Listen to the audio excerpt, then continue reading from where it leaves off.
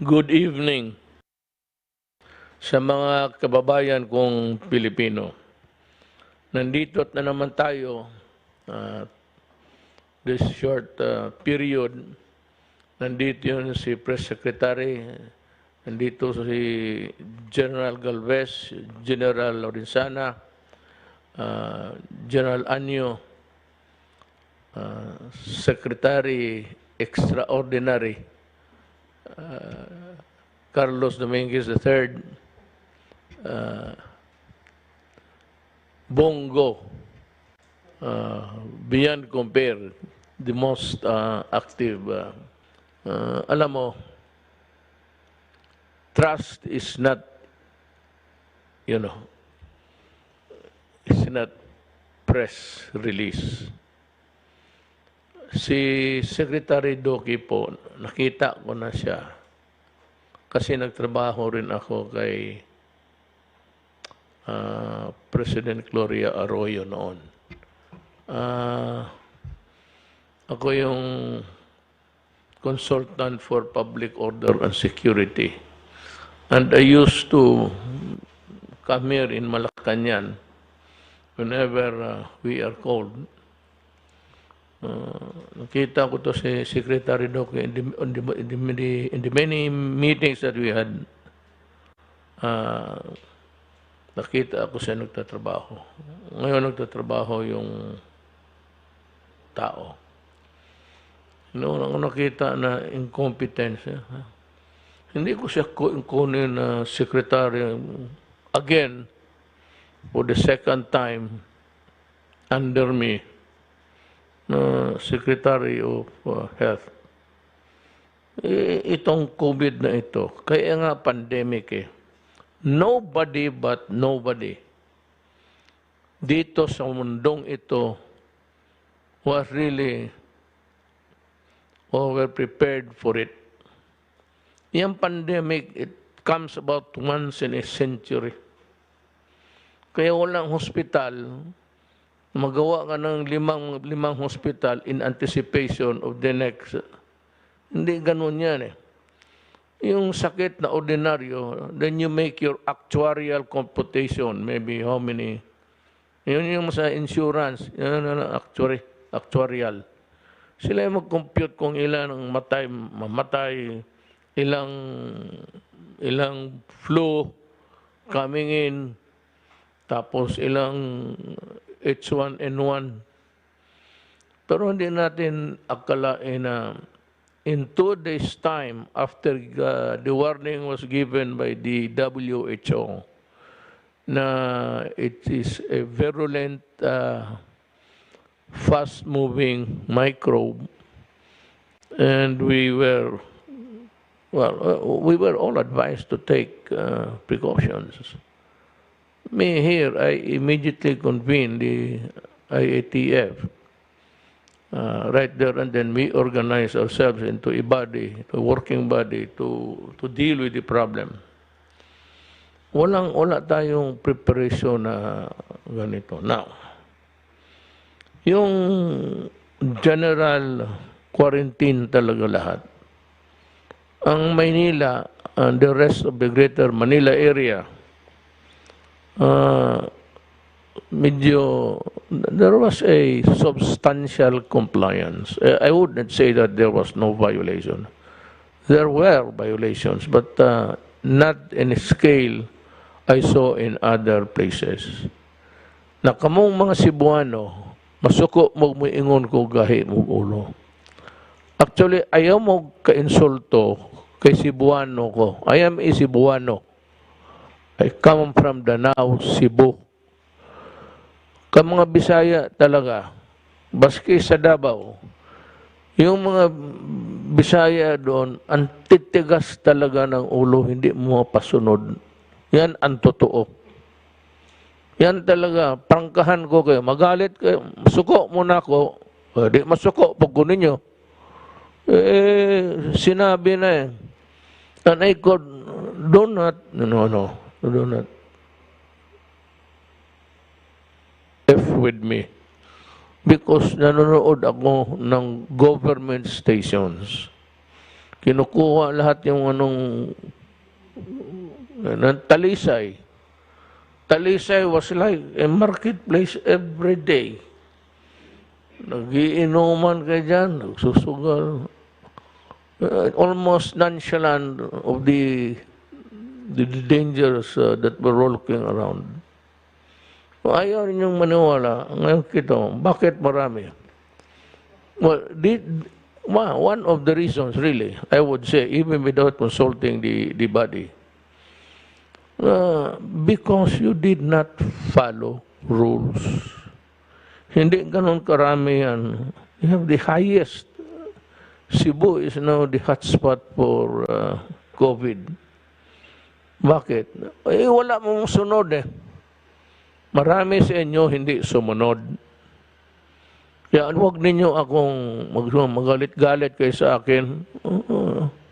Look, I am here to run government. I'm not here to stay forever. As a matter of fact, I am on my last 2 years. God, you better shape up. I will not. Hindi ako man ako kasi Bisaya tayo that you'll have a special place in this. Tino nangyari now you have a total of 37,514 confirmed cases. On the last 2 days, ito na yung may tests, 858. Sa bagay, ang recoveries, baka karamihan ito Bisaya rin kasi hindi tumatalab yung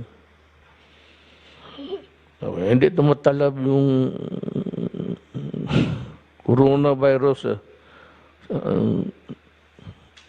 Tigas talaga siguro pati baga. Matigas na yung ulo. Sabi ko sa actually, you want me to say what I feel? I am sad and I am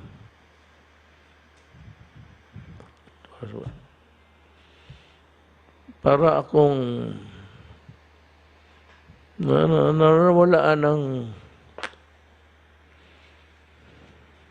hangin dito. We have now total deaths of 1,266. Cases reported today, 1,008. So, that is where the numbers are. Sana kung mag-ano lang kayo, naniwala ka. You know, Manila and its environs, maraming tao. But because sumunod sila with few violations thereabout, we here in Manila had a good chance of at least avoiding it. But the problem is we are going out of to the provinces in the coming days. Kasi hindi ko naman matiis na may mangyayari tapos nandito lang ako sa Pasig.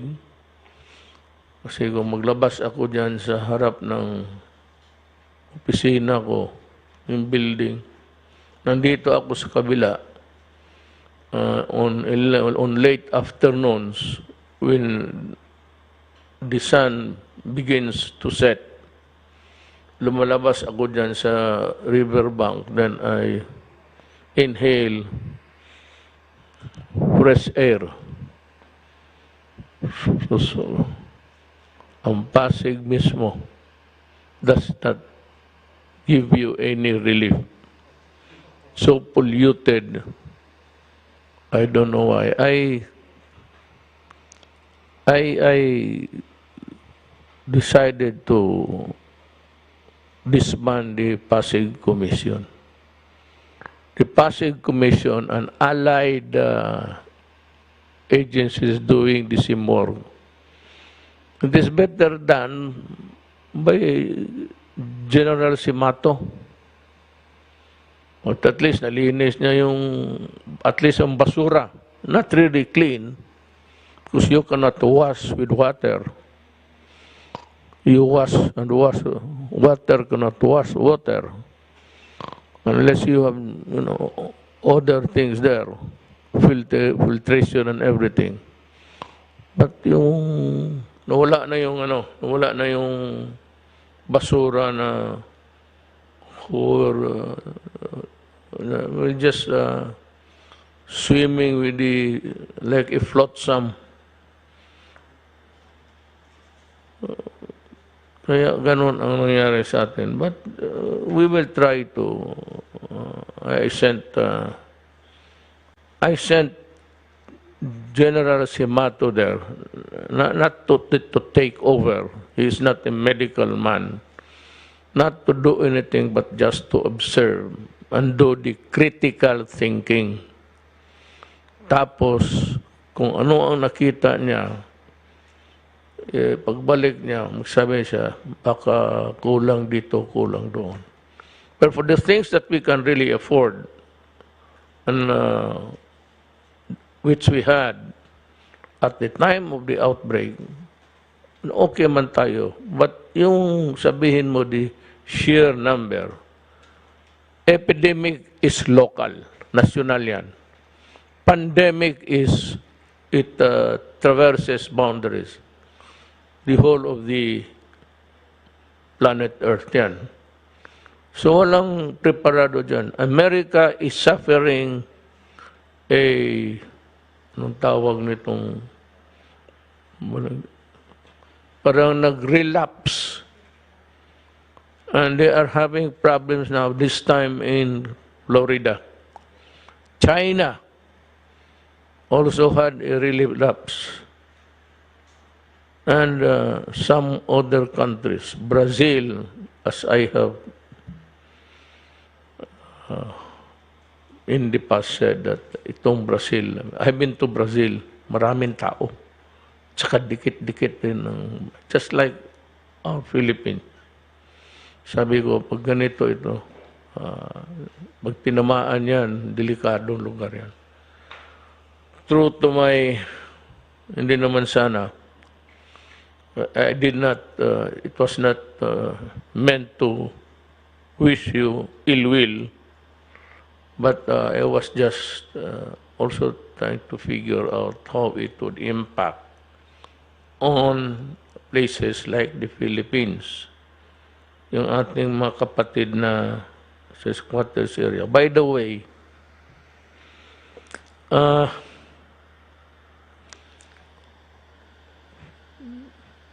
yung nakita ko sa newspaper kahapon, yung mga gustong umuwi, naghihintay sila ng sarili nilang scheduled flight, or most of them were sleeping outside the buildings there. And dito naman sa Pantalan, nakita ko, pinaupo sila. Parang,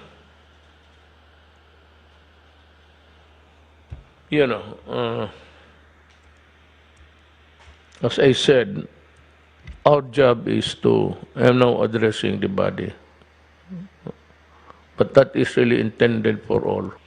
Most of the mga probinsyano natatakot na magpunta ng airport. Hindi alam kung anong gawin. So, itong airport police, saluin nila, then, i-check in ninyo, tulungan ninyo, at hanapan ninyo ng upuan. This Naya, I have not been there for some time. Itong Naya, yung ginagamit ng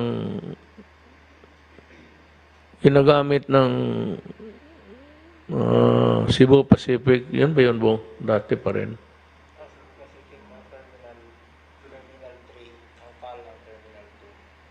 Yeah, yung ginagamit noon, yun pa ba rin yun? Yung sumasakay ako.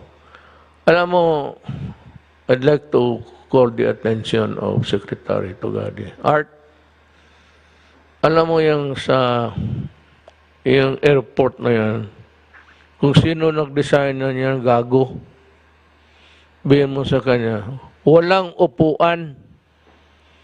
Iilan lang ang upuan pagka ang mga flights nagpatong, yung iba nakatindig sa... And what's really worse is that merong restaurant dyan sa labas na malaki. Paalisin mo yung restaurant, lagyan mo ng upuan, kasi yung iba merong mga bata, buntis, walang upuan. Mabuti na sabi ko, finally, I was once upon a time a mayor and I used to use that exit the egress going home. Makita mo, walang upuan. Kukunti ang upuan. Tapos pag na-delayed ang flight, putang ina, wala na. Tindigan na lahat. Sa labas may mga restaurant, ang lalayo ng table. Ilan lang man ang gumagamit. Yung may pera lang. May mga on the side, sa tabi-tabi, meron yung mga hamburger na do not take your dinner there. Mag-hamburger na lang kayo at magpupo kayo dyan sa buwan. O punuin ninyo yung upuan hanggang doon sa dulo ng departure. Kung wala there's no other space, hanggang doon sa departure, yung arrival. Kawawa yung tao. This is a classic case of government. And I must admit, inabot ko ang problema. O di, kasali ako. I'm not washing my hands.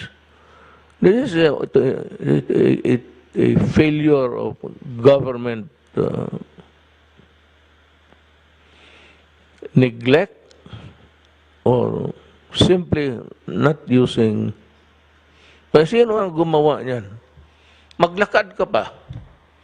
It's about 1 kilometer actually. If you make the right turn, if the flights for domestic ata is right, pagpasok mo. 1 kilometro yan. Art, lagyan mo ng silya lahat yan. Yung restaurant dyan, kung ma-terminate mo contracts, terminate them because I need them to seat the passengers waiting. Nandyan lahat eh. Ang pal nga sa punong-puno, maraming tumitindig. The whole of the NAIA 2, yung NAIA 1 luma, yung 2. So, ganito na lang. Wala na masyadong gumagamit ng NAIA 1. Doon mo na lang pahintayin yung iba. O they can check in there. Tapos, may sakyan man yan. Doon lang sila, when the flight is called for the departure, dalhin na lang sila ng mga tagdo. Art, you provide the bus. Kasi, I do not think that we are really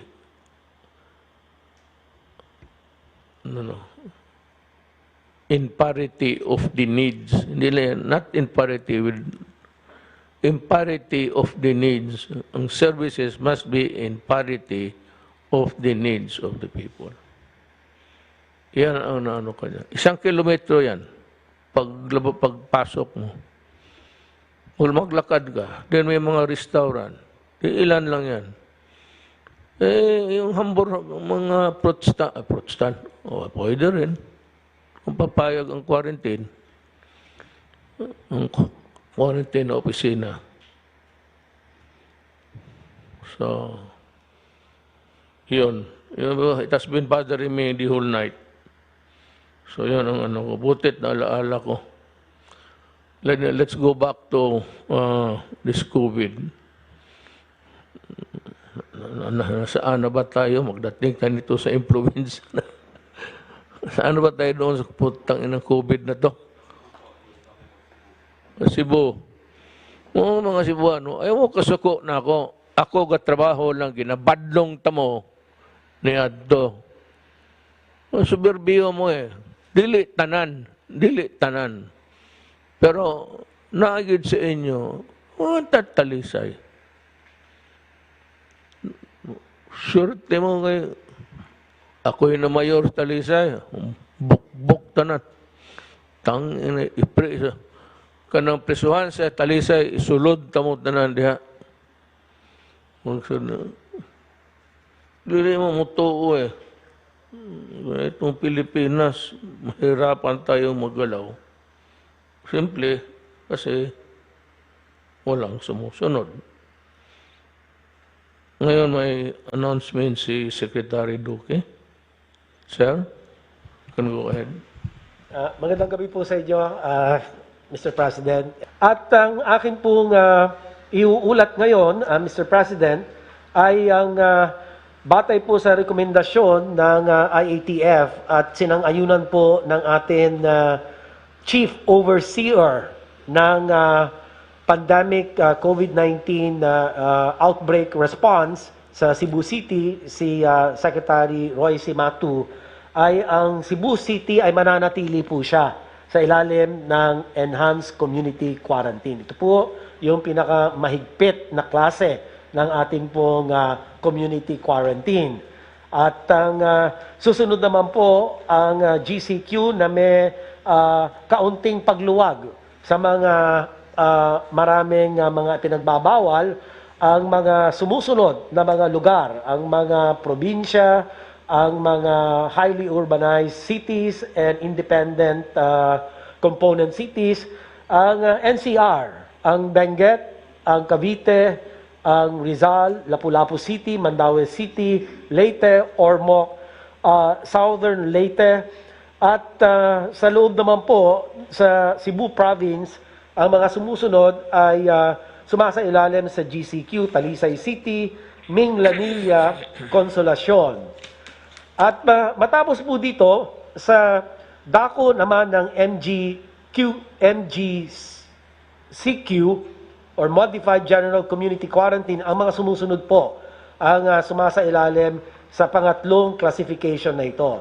Sa CAR, or Cordillera Administrative Region, ang Abra, ang Baguio City, Ifugao, Kalinga. Sa Region 1, ang Ilocos Norte, La Union, Pangasinan. Sa Region 2 po, Cagayan, Isabela. Region 3, Bataan, Bulacan, Nueva Ecija, Pampanga, Angeles City. Sa Region 4A naman po, ang Batangas, Laguna, Quezon, Lucena City. Ang Region 4B naman po, ang Palawan, Puerto Princesa City. Sa Region 5, nasasakupan po dito ang Albay, ang Camarines Norte, ang Camarines Sur, at Naga City. Sa Region 6 naman po, ang Capiz, Iloilo, Iloilo City, Negros Occidental, Bacolod City. At sa Region 7, kasama po ang Cebu Province, with the exception of the one city and two municipalities na akin pong kaninang binanggit. Kasama din po ang Bohol at Negros Oriental sa Region 8, Tacloban City, Western Samar. Sa Region 9, Zamboanga City, Zamboanga del Sur. Sa Region 10 po, ang Bukidnon, Misamis Occidental, Misamis Oriental, Cagayan de Oro. Sa Region 11 naman po, ang Davao del Norte, Davao del Sur, Davao City, and Davao de Oro. Sa Region 12 naman po ay Cotabato, South Cotabato. Region 13, Agusan del Norte, Butuan City. At sa BARM naman po ay ang Lanao del Sur at Maguindanao. At yung mga hindi ko po nabanggit ay sumasailalim na po sila ngayon sa tinatawag natin pong low risk Modified General Community Quarantine Classification or the rest of the Philippines. So ito lang po ang akin na unang bahagi po ng aking pag-uulat at ang susunod naman po ay patungkol naman sa atin pong COVID-19 updates. With your permission, Mr. President, ay tutuloy ko lang po yung ikalawang bahagi ng akin pong report. Yes, sir. Before you go into it, may I be allowed to just make a repeat of the para ito yung ACQ, Enhanced Community Quarantine. Ito yung pinaka mataas kasi marami na ang taong may infection. And as a matter of fact, we know that the hospitals and everything, they are having a hard time coping up. Ang enhanced community quarantine, Cebu City.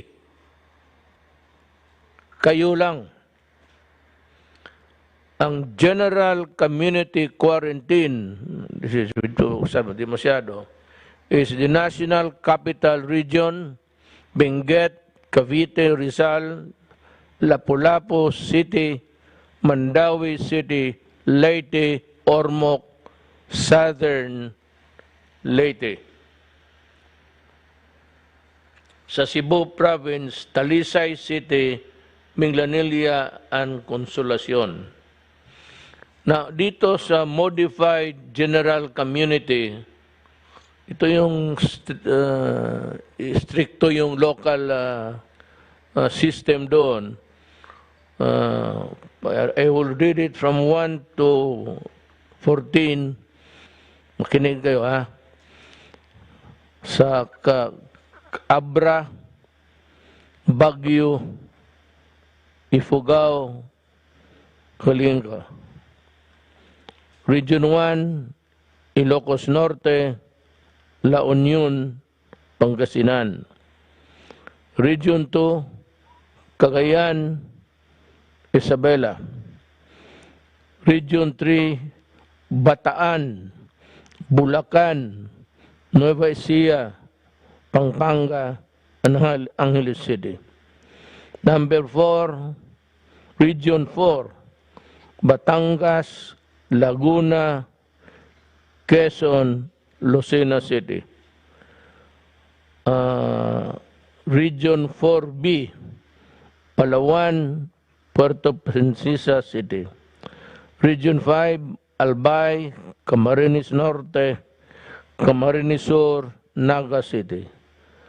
Region 6, Capiz, Iloilo, Iloilo City, Negros Occidental, and Bacolod City.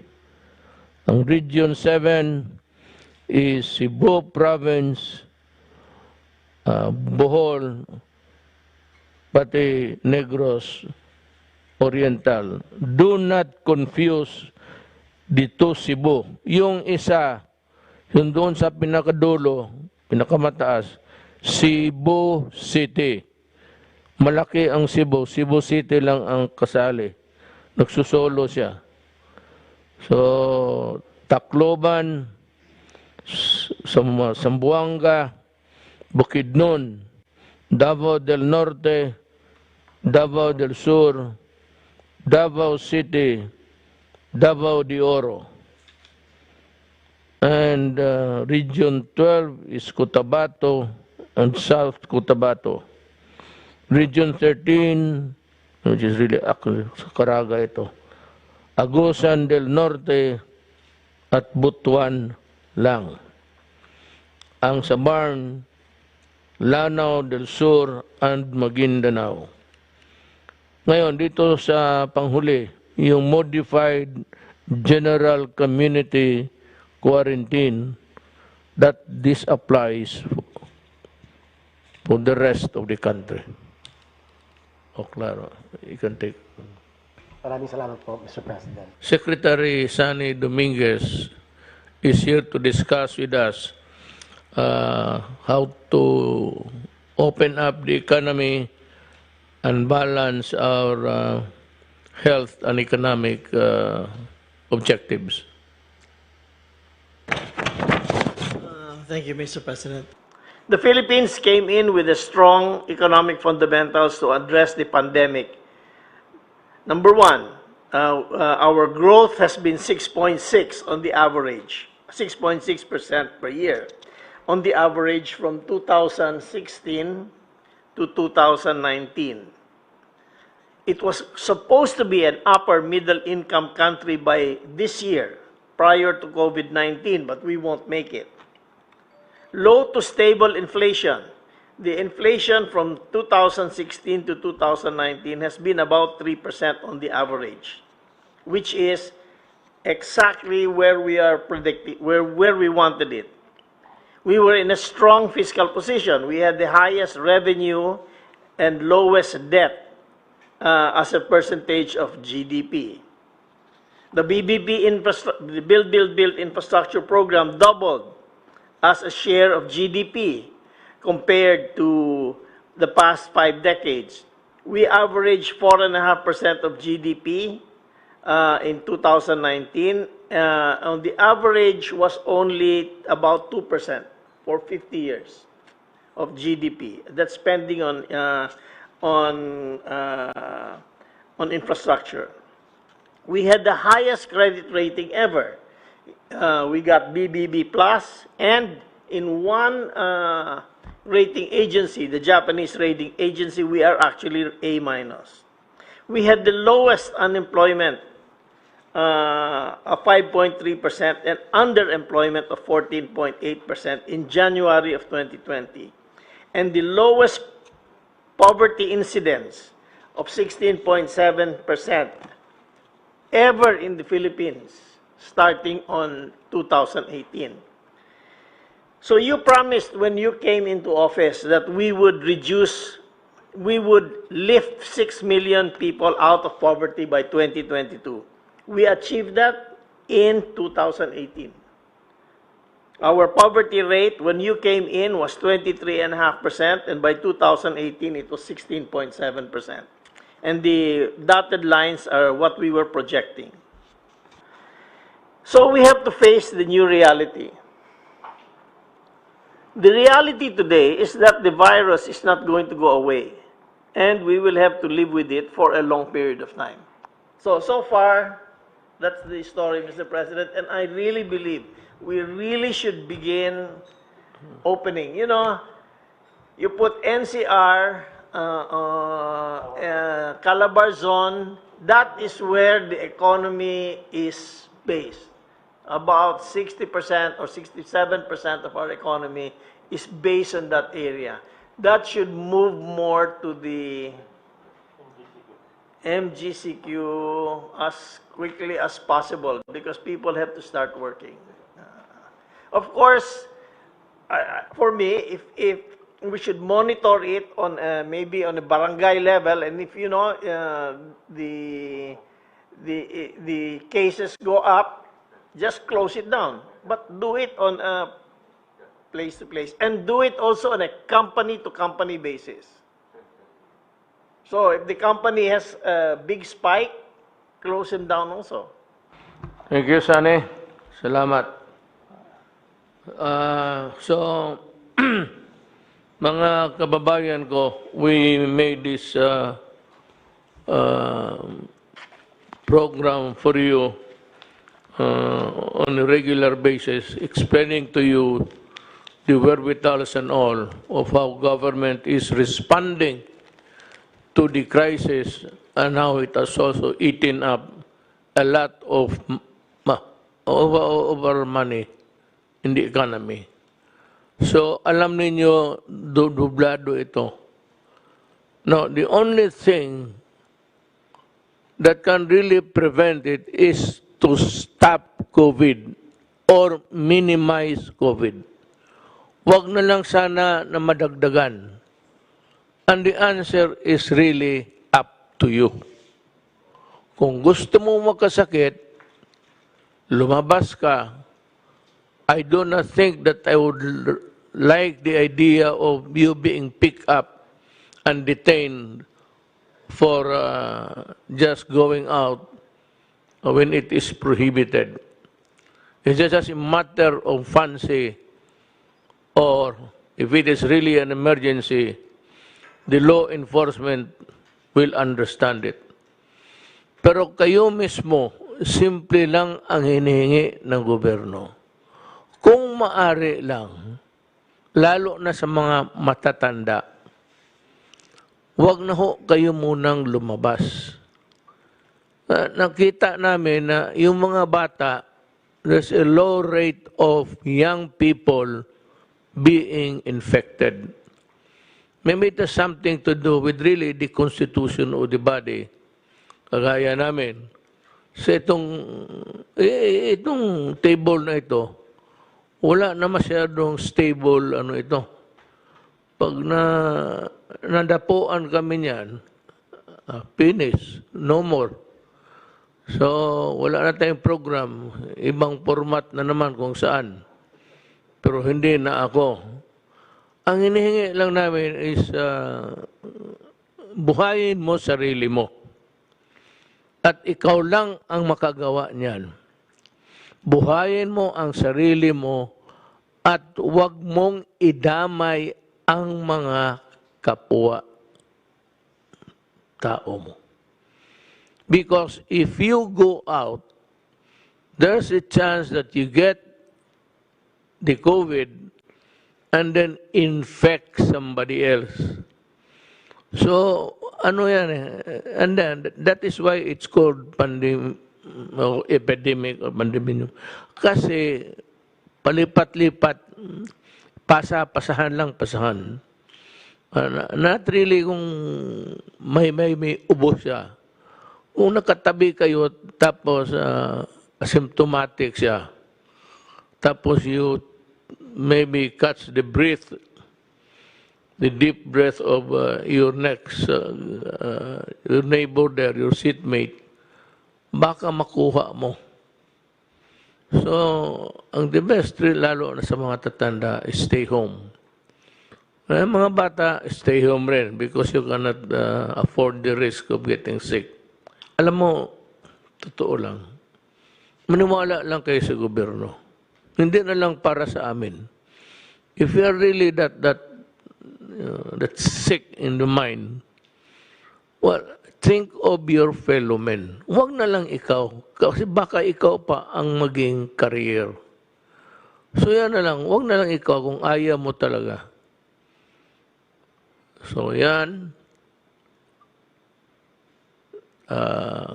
stay healthy, tapos avoid crowded places, observe the distance rule. Important, at least 1 meter. Wala na masyadong malapit. 1 meter would be, alam mo, medyo okay na. Kung hindi mo talaga, if you cannot go as far as possible, I think 1 meter away. Pag nag-ubo, tumalikod ka lang. Huwag kang lumapit o umalis ka kaagad. Because then the microbes would be flying in the air and you're bound to get it. May isa dito na madalas akong makatanggap ng complaint. You better shape up. But I'd like you to know that I am ordering now, because the CIDG is listening, and the NBI to investigate you, at ang BIR to look into your finances.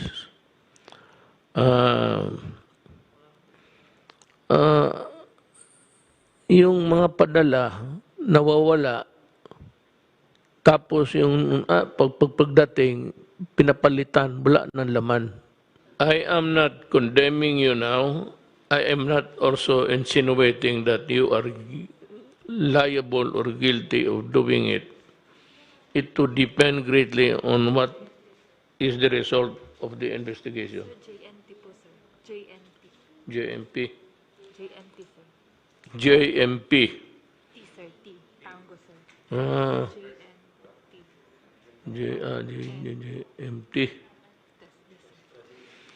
Itong GMT, yung nakita nyo sa TV, yung tinatapon nila yung waste na ng mga basag-basag dyan, mga spoiled or yung kinunan o pinalitan, baka, masyadong marami.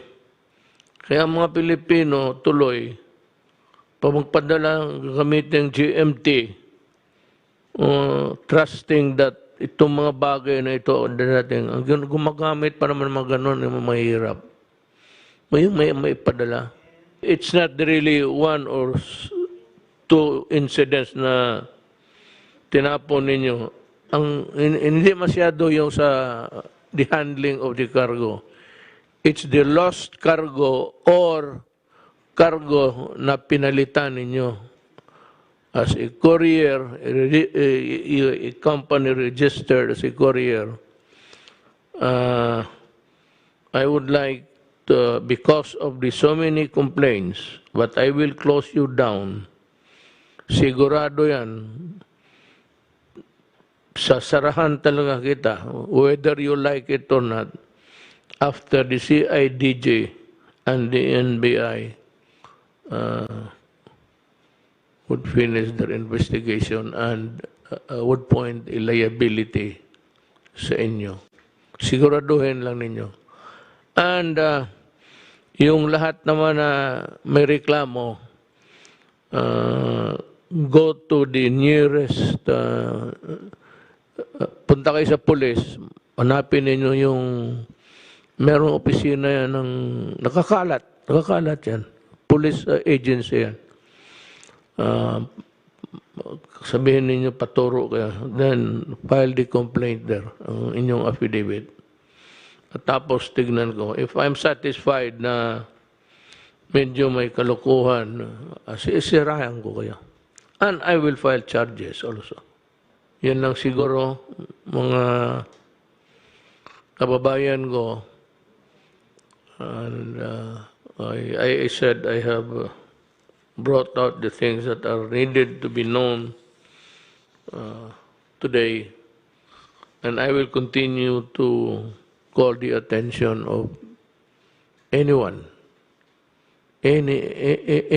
or yung kompanya mo, if you are not in parity with what you say in public.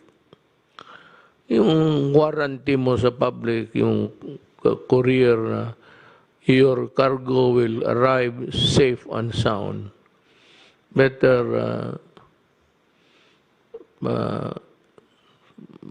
sabayan mo yan ng sabayan mo ng the standard of parity. Kung anong sabihin mo, yun. Kung hindi kayo kontento, magsumbong kayo. Now again, I would like to remind before I close, si General Anyo, to gather all na naghihintay ng na walang matulugan, walang matirahan, at nandyan sa labas ng NAIA or whatever sa airport, you will be transported to a place. I will pay. You just bill me. Pati pagkain.